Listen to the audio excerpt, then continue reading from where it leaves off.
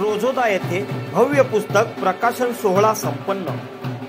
सविस्तर असे की रावेर तालुक्यातील रोजोदा येथे कवी राजेंद्र चौधरी यांचा दिवा तुळशीरामाचा या पुस्तकाचा भव्य प्रकाशन सोहळा दिनांक 26 ऑक्टोबर रोजी महामंडलेश्वर जनार्दन हरीजी महाराज यांच्या हस्ते संपन्न झाला।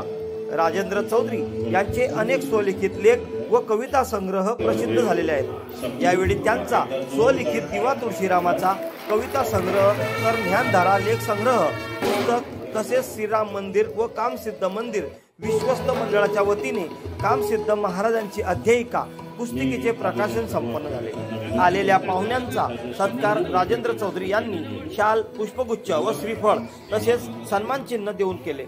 या प्रसंगी डॉक्टर अतुल सरोदे, स्वाती शृंगारपुरे, आरबी सोनवणे, विजय लुल्ले व राजेंद्र चौधरी यांनी आपापल्या कविता सादर करून कार्यक्रमाची शोभा वाढवली।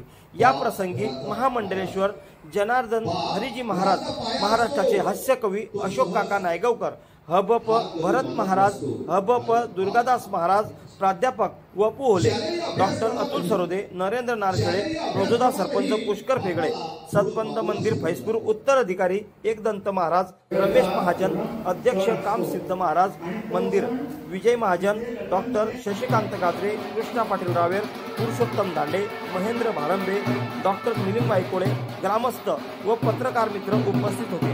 कार्यक्रमाचे सूत्रसंचालन नंदू पाटील सर, प्रास्ताविक व आभार राजेंद्र चौधरी यांनी केले।